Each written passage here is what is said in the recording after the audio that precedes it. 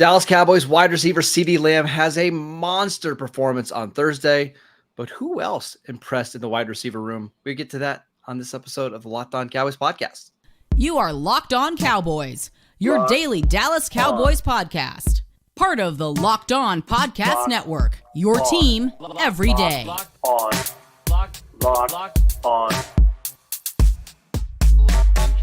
Locked On Cowboys. Welcome back to the Locked On Cowboys podcast, part of the Locked On Podcast Network, your team every day. We'd like to thank you for making us your first listen of the day. This episode is brought to you by Underdog Fantasy. Visit underdogfantasy.com or find them in the App Store and sign up with promo code LOCKEDON, all in one word, to get your first deposit doubled up to $100. I am your host, Marcus Mosher. You can follow me on Twitter at Marcus_Mosher. Joining me today, as always, is Landon McCool. You can follow him on Twitter at McCoolBCB. This is our second episode of the day. We are live on YouTube right now, so get your questions in. We will try to answer as many as possible. But Landon, you were out at camp today. Did you have fun out in Oxnard? I did. You know, it was actually very overcast. I was a little bit worried about what the field was going to be like today, and we did have an injury scare, so we can talk about that here in a second. But it was mostly overcast. It was a little bit humid for the first time being in Oxnard this season, but it was nice. There was a nice breeze, and it was still pretty cool, especially compared to some of the places in Dallas and Texas for sure, and even compared to LA, honestly. So we're going to talk about some of the biggest observations that we had from this practice. And believe it or not, one of the players that we just haven't talked about a lot over the last couple of weeks is CeeDee Lamb. And I think a lot of it is just because it's CeeDee Lamb and we kind of know what to expect from him by now, kind of going into year 4. But I mean, by all accounts, he was absolutely incredible today. Yeah, I mean, he continuously finds ways to impress, and it's become, you know, Des-like in sense that, you know, it's just happening constantly. So it's hard to mention. And Micah Parsons obviously has reached a level like that where, like, just because you don't hear his name doesn't mean that he's not doing incredible things all the time in practice. Right. So today he had a couple of really great catches during team. He had a really great snatch in the middle of the field. That was, I think, a third down pass that they completed. And then he had one of the best fade receptions I've seen in the end zone in a long time, where he did that thing where he just jumped and it seemed like he hung there for a second, waited for the ball in the air, and then just immediately snatched it out of the air and took it away from the DB and turned his body and put both feet in without any problems getting in bounds. It was just incredible to watch. The violence in which he moved was just really, really crazy to watch. So yeah, just an incredible performance today by CeeDee. I think if somebody asked me, like, what's CeeDee Lamb's best strength, I think it's his ability to jump and twirl kind of in the air, torque his body. Yeah, and he contort his body and then make catch and finish through contact. And I think that's what makes him so dangerous out of the slot, is he isn't afraid of going up in the air, making a catch and taking a hit. Now, he didn't take a hit on this fade because it's a fade route, but it's unreal how good he is at it, just kind of slowing things down when he's up in the air. Yeah, and even if he had taken a hit, the way that he had moved and grabbed the ball and then immediately moved to protect his body and get feet in down was so quick that I think he would have protected himself. He also had this route that was, I guess it was a corner post route. Like he ran three-quarters of a corner route and then ended up running a post route in the middle of the field, was wide open. I think it was like the first team's second rep in practice that as a team. So yeah, I mean, he's just out here looking incredible, even with the great coverage that they've had out here at camp. It's been a difficult time for folks trying to cover CeeDee Lamb. And I think it feels like CeeDee Lamb has been on this team for a long time because he's just been so productive basically as soon as he walked onto the field. But I still wonder, like, we're going into year 4. I think he's 24 years old. Like, why couldn't he just make an even bigger step here in 2023? I mean, I certainly think he can. And he took a big step last year. You know, sky's the limit with his physical ability. And I think that he's shown that. And I think we're going to see that he's going to just continue to improve and hone his game more. And we'll see new elements of his game that we probably haven't seen before. All right, so CeeDee Lamb was really impressive in this practice. However, he was not the only receiver that stood out on Thursday. Who else caught your eye in this practice? I think it's time that we start having a real serious conversation about Jalen Tolbert, and not obviously the drumbeat conversation, which he's continued. But I mean, is Jalen Tolbert in the running for having the best camp in on the team? Like he's been one of the most consistent performers for sure. And today was his best day. Like today he was all over the place. He was catching passes from everybody. He caught touchdowns. He caught, key third downs where it was fit tight and he had to take a hit. He's gotten so good at catching the ball through contact, which was like literally a weakness for him last year. And now it's something that is a strength. It's one of those things where, we came into remember the conversations, the tone of the conversations we were having coming into this. Like, I hope he can grab this wide receiver 4 spot. I hope, I'll go even one step further. Like we thought like if he had a bad camp, there was an outside chance that he just didn't make the roster. I'm not suggesting that he's going to take the job from Michael Gallup, the third receiver job from Michael Gallup, but I'm suggesting that he's closer to that than he is to losing the wide receiver 4 spot. And that's the kind of camp that he's had so far. It's been super impressive. And then I have to talk about the other Jalen. Jalen Brooks refuses to let me not talk about him. Every single practice, he makes some sort of huge play. He had another huge touchdown in the corner of the end zone. If you couldn't tell, the offense really had a good day today. And I think that Brooks, was a big part of that for at least 2 units on the second and third team. I'm really excited for you guys to get a chance to see him in practice. I mean, in the game on Saturday, because it's been kind of surprising. He just seemingly does a little bit of everything well. He has a very balanced game. He's not exceptionally fast. He's not exceptionally large. He doesn't exceptionally jump well, but he does all those things well enough. And he's polished in a way that you don't see seventh round wide receivers. And if you're going to be the 5th or 6th receiver on a team, you better do a lot of things well, because you're going to have to wear a lot of hats just to be active on game day. And really the reason the Cowboys drafted him in the 7th round anyways, because of his special teams ability. Yeah, so it almost feels like anything he gives you on offense is a bonus. But you're getting a lot of bonus from him at this point. You're getting a lot of bonus out of him right now. I want to go back to Jalen Tolbert really quickly because you mentioned Michael Gallup. I don't see a situation where Tolbert beats out Michael Gallup for the number 3 job or whatever you want to call it. But could you see the Cowboys just using a heavier rotation at receiver if Tolbert continues to stack days like this together?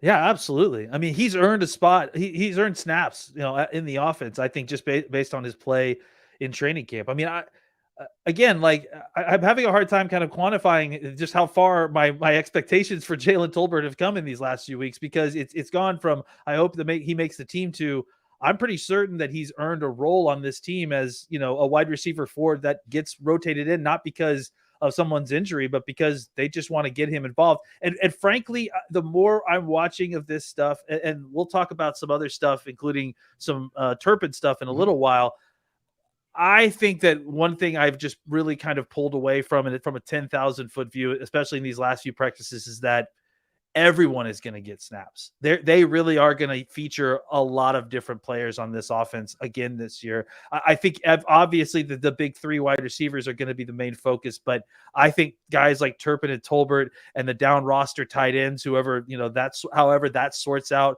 I think multiple running backs. I think lots of different people are going to get opportunities in these games to get touches, despite you having, obvious superstars at the top end of the wide receiver core. And if you look at like when Mike McCarthy won a Super Bowl with the Packers, that's when they had, was it Greg Jennings, Donald Driver, Jordy Nelson, Bubba Franks, I think, or maybe it was Jermichael Finley at the time, James Jones. Like they were really deep, and they used a lot of different players, and it kept their receivers fresh, but they also just had some awesome 4 wide receiver sets where, hey, we're going to find your weakest defensive back and we're going to pick on him over and over and over again. And there's really nothing you can do about it. Yeah. And the thing is that, they've, I'm trying to remember who it was, the old adage of build your wide receiver core like a basketball team. Yep. And that's what this receiving core looks like now. You've got all different types of body types with skill sets of all over the board. So creating mismatches is not going to be a hard thing,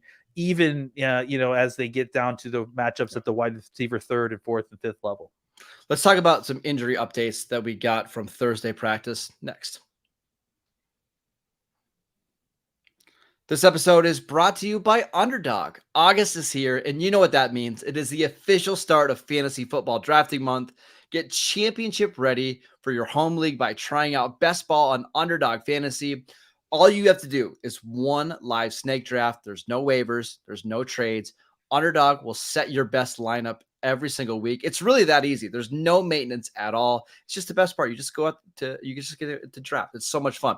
Try it out with Underdog's Best Ball Mania tournament, the largest fantasy football contest of all time. It's back. It's better than ever, with $15 million going to the winner, or $15 million going in total prizes, $3 million going to the winner. Last year, the winner actually drafted their team in July. So don't wait around. The Cowboys have a preseason game on Friday or Saturday. Go draft now before they play. Visit underdogfantasy.com or find them in the App Store and sign up with promo code LOCKEDON to get your first deposit doubled up to $100. That is Underdog Fantasy promo code LOCKEDON. Again, all one word, locked on, to get your first $100 doubled in your deposit. Welcome back to the Locked On Cowboys podcast. Every dayers, on tomorrow's show, we're going to get you ready for the Cowboys' first preseason game against Jacksonville. We'll talk about some players that we're excited to see who likely won't play in that game, so make sure you tune in for that. Later, we did get some unfortunate injury news from Thursday. Chuma Edoga, who's been working at guard and tackle, a lot at right tackle in practice, went down with an injury. It sounds like he hyperextended his knee. It's really bad news because it sounds like he was having a strong practice. Yeah, he was. And I don't really know. I haven't really heard if they've gotten any kind of ETA and how long that's going to keep him out. But I mean, it is unfortunate just because, previous to that, they were doing one-on-ones and he was really, really having a great session. He went against Sam Williams. He went against who was it? The person he was going against? I can't remember, but he had a really good session where he went through a couple of different quality rushers and won like a 2 or 3 in a row. And then with I also, just to kind of throw him in, Matt Waletzko is another guy that with that same group, kind of working in not only with the twos but also with the ones as they kind of rotated in Steele and Smith on the outside. And he got some excellent job. I saw one specific rep of Let's Go against DeMarcus Lawrence where he was able to push him past the quarterback and did a great job staying patient. So honestly, I think, it's unfortunate about Chuma, and we got to see exactly what his timeline is for something like this. But I think at this point, what I did see today was the offensive line in general had its best day, or at least one of its better days. I think it just seemed like things were more in sync. The run game was working a little bit better. They were getting bodies off the line of scrimmage. Pass protection was better overall, even kind of down the roster a little bit more. I even saw Bostic with a couple of different nice reps in there. So I do think that, and that's not surprising, right? The defense always starts ahead, and especially with how good this defense is and how well they've been. They've been together for 3 years. It's the same defense. Of course, they were going to be ahead. I think the offense, the quarterbacks and the wide receivers have been, kind of in sync because they've been practicing together all off season. The offensive line has been the kind of lagging indicator here, right? And it seems like they are starting to finally kind of pull it together a little bit more. So, assuming Chuma Edoga is out for, let's say, 3 weeks and he's back for the regular season. Yeah. Does this push the negotiations with Zach Martin maybe a little bit further to try to get things done? Because, man, if Chuma Edoga isn't ready to go, who's starting at right guard for you? Yeah, I mean, I think right now you're talking about Josh Ball. I don't know. I didn't think Josh Ball was going to make this team, to be honest. I just will say it. I think Josh Ball had his best day today as well. I think that's part of the reason that some of the offensive line stuff started to look a little bit better, but it's not enough yet. I didn't say he's making the team, and I agree. I don't know if he does make the team necessarily. I think, look, there are still offensive guards out there on the market. If we need to go sign somebody. Who was it that you and I were talking about? Gabe Jackson, who was that's with right, Gabe Seattle. Jackson. Yep. Yeah, he played with Seattle for the last 3 years. And is he like perfect guy? Do you want him as a starter? Maybe not, but as a stopgap solution, he has experience with Mike Solari, who was the offensive line coach in Seattle in 2021. So they clearly know each other. Maybe you could sign him for a kind of a cheaper deal, and that's your solution until you figure out whatever you're going to need to figure out. Zach Martin to come back, and then maybe Gabe kind of it steps in as your permanent backup if you need somebody at left guard in case you have to step Tyler Smith out to left tackle for Tyron Smith. So if you missed today's show, the earlier show, we talked about Tyron Smith and whether you should be worried after some of the clips of him going up against Micah Parsons. I'm not going to spoil the episode, but no, you shouldn't be worried. It sounds like you really shouldn't be worried after Thursday's practice. Yeah, and he had a really good session on Thursday. Specifically, and part of what I would talked about in that show, earmuffs if you haven't listened to it yet. You need to go back and listen to that show before you listen to this show. Is that part of the issue here is obviously who Tyron Smith goes against in most of his reps, and that's Micah Parsons. We actually got an opportunity in some of the one-on-ones today to see Tyron go against other folks not named Micah Parsons, and I saw him go against Sam Williams a couple different times. I saw him go against D-Law a couple different times, and he won all those reps and looked really good. So I don't think we have much to worry about with Smith. He actually looked really good in the run rep, the team reps as well. As being part of that offensive line group that is, kind of coming together a little bit. So I think, offensive line overall is definitely looking a lot better. And then Tyler Smith had a one-on-one today against, I think it was Gallimore, who also is another guy who has started to really turn on and really had another good practice today. But against this one rep against Tyler Smith, I mean, it was like Zach Martin. It looked like Zach, where he just he got his feet wide, sat down, and was like, "Nope, this rep is over. We're not doing this anymore." And it was just kind of fun to watch. I want to mention one more trench play that I saw today. I don't know. You might not have even seen this. Jake Ferguson absolutely burying Sam Williams. I think it was on a run play. I mean, just getting right up underneath him and putting him on the ground.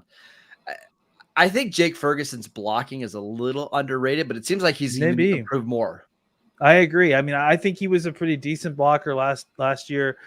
Maybe needed some more strength, just like kind of just coming into the NFL. I think maybe he's put on some of that strength because you are seeing him move some bodies every once in a while now and then. And I think that's something that obviously it's been a little while since we've had kind of a really positive, excellent number one tight end who was a blocker. So if Ferguson can kind of develop into a plus blocker, that would be a huge benefit, obviously. We got another question here from Carlos. He wants to know about our guy Isaac, who's made the switch from offensive guard to defensive tackle. That's quite a switch this late in your career. But have you noticed him at all in practice?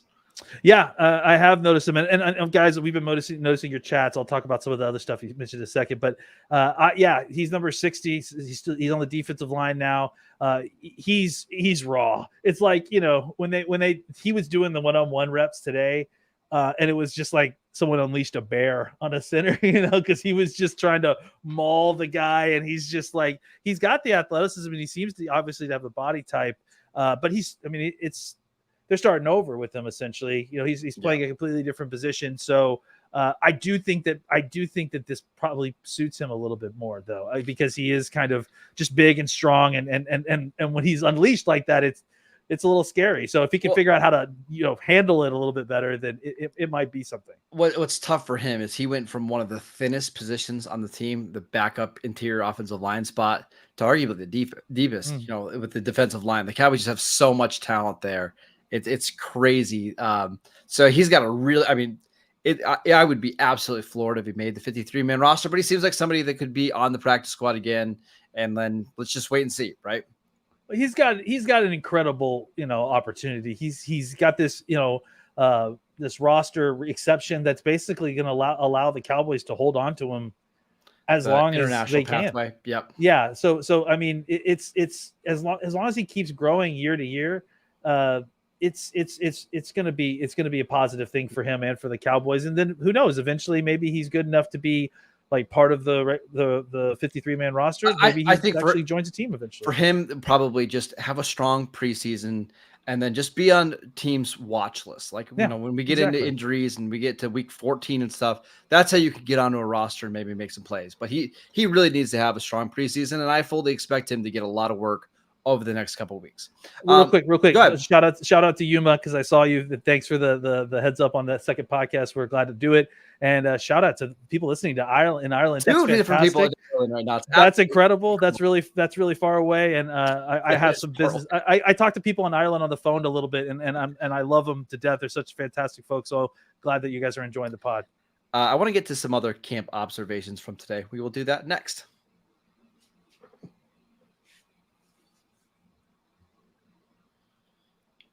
All right, Landon, let's get to some of the other notes. At least I had in practice. I know you had some more. I saw Kavontae Turpin playing in the backfield a little bit. I want your thoughts on that. Look, I mean, every week it's only been 2 weeks, but God, it's only been 2 weeks. Every practice, it feels like we're seeing a little bit more from him, right? And I don't even just mean like him, performing, but what they're doing with him, right? And today it was in the backfield. I think we've seen this a little bit before, but there were 6 reps maybe with him in the backfield. They did play action stuff where he wasn't getting the ball, so they were practicing him being in the backfield. And I don't think it's because they were shorthanded or anything. No. I mean, they had plenty of running backs. And look, they definitely were running some plays that were specifically made to get him the ball. And it was certainly interesting seeing him running with the football between the tackles. I do think that this is a thing, though. I do think that this, he is going to be used in kind of very interesting different ways to get mismatches. I think there's the thing that's interesting about it is that, sometimes you see just receivers line up in the backfield and then they flex them out and then, sure, they kind of shift or whatever. I wonder if this isn't going to be a situation where the first time some team sees this, they're going to be like, oh, waiting for him to shift out of the backfield into the slot. And then suddenly the snap comes and he's got the ball and you can't find him because he's behind some huge tackle. I won't be surprised because Mike McCarthy was one of the first offensive coaches to put a receiver in the backfield when he did it with Randall Cobb a lot during I believe it was the 2012 season. And he had some really big runs. And then they went out and drafted Ty Montgomery, who they ended up making a full-time running back later in his career. But this is not something new for Mike McCarthy. This is something he likes to have at his disposal to use in case teams are too big, in the front seven, and you want somebody has a little bit more quickness and speed. I wouldn't be surprised at all if we see him get 15 carries out of the backfield this season, total. Absolutely not. No, I mean, I think they'll give him and that, including jet sweeps and including jet sweeps. Stuff. I think if I put the over under on 30 rushing attempts, I think that's where I would land for Turpin. I wouldn't be shocked, honestly. Yeah, I mean, that's a great way to get him the football. Who else stood out to you in practice? I'm not going to not mention Hunter Lepke lining up as a fullback in the goal line section for the second team, which was great because he was there with who was it? It was running back. It was this tiny guy, Deuce Vaughn. Yeah. So it was pretty funny to watch 43 with 42 behind him, and they are a very different size. If you didn't know. John Stevens, another guy that we just keep mentioning. I saw him in with the ones during some of the goal line reps, which was interesting. And maybe they're rotating tight ends, and maybe thank you, Yuma. Yes, fullbacks do matter. That one off the chat real quick. Yeah, you got to get that one in there, right? I don't know if they're just rotating tight ends because they definitely were. I saw Schoonmaker in with. Well, and that was the next question. Really quickly, one of your tweets was, I think, with the way Luke Schoonmaker's trending is you expect him to practice or to play in the preseason game on Saturday. Yeah. So regardless of what was happening with the tight ends, I did see Stevens running with the ones, but then later after they were done, the last part of practice, right? They broke and they stopped doing team stuff. They kind of split up. And then when they split up, they were doing pregame practice stuff, like cards, for the offense and for defense. Right. But it wasn't the first team offense and defense. I saw when this section started, I saw all the best defensive stars take their helmets off and start walking back to the locker room. Right. It was clearly the guys who are going to be playing in the game. They were getting ready for Jacksonville. This is their little, practice to get ready for Jacksonville or whatever they do. I don't know if they actually are getting ready for Jacksonville or not, but they're running plays as a defense that's going to play against Jacksonville. Sure. Right. Sure. And on the other side of the field was the offense, and in that group was Schoonmaker, and he was practicing during that whole section. So I don't know if that means anything for sure, but that part of the practice was specifically to prep the players who were going to be playing in the game, and Schoonmaker was it. Schoonmaker. I was just saying, people are gonna love that you're calling him Schoonmaker. This is. I love Schoonmaker. I think it's a better name. He should change his name. I agree. Schoonmaker is a better name, but Schoonmaker. It just scoots. I think that he was practicing with the group that seems like they were getting ready for the game. So I don't know if that's an official injury report, but it's enough that it's a positive sign. I think that he may play. Back to your original point, John Stevens, a converted wide receiver, 6'5", 240, making a bunch of plays in camp. He's going to have an uphill battle to make this 53-man roster just because there's so many tight ends ahead of him. But and we mentioned it earlier this week, he's one of the guys that I'm really excited to see once we get to the preseason, because there's just something there that I want to see more of. It's the Blake Jarwin thing, right? Where he's an undrafted guy. He's kind of, you didn't know really where he came from, but he has something in his skill set that's rare, and you can sense it, and it shows up on the practice field. So you don't know what you're going to do with him yet, because he can't quite put him on a real field yet. But you kind of want to explore it a little bit further, see if you can develop him and see if you can turn him into a player. Any final thoughts from practice before we head out? No, it was good to see, I think, the offensive line kind of strike back a little bit and have a good day, and so I'd like to see them kind of come together, especially if Chum is going to be out for an extended period of time at all. Then it'd be great to see one of these young guys really, really step up and start playing well. I think a group of them did, including some of the guys like Hoffman and Brock Hoffman, and completely blanking out on the other Farniak, 68 Farniak. Yeah, Farniak. Yeah. Thank you. Farniak. I think both of them seemingly had better days than they had previously. And even TJ Bass, I saw win a couple of reps and look better. So I do think these guys are starting to get their feet underneath them a little bit more. It'll be interesting to see exactly how that plays out on Saturday, because I think that's going to be a good test to see exactly where this offensive line is.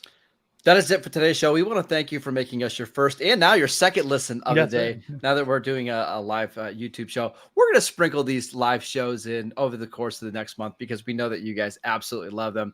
We are free and available on all platforms. Make sure you continue to watch us on YouTube. Please subscribe, hit the like button. It really, really helps us out, and we appreciate it. Go follow Landon on Twitter at McCoolBCB. I'm at Marcus_Mosier. We'll be right back here tomorrow to discuss everything you need to know for the Cowboys' first preseason of the game of the year. So we'll see you right back here then.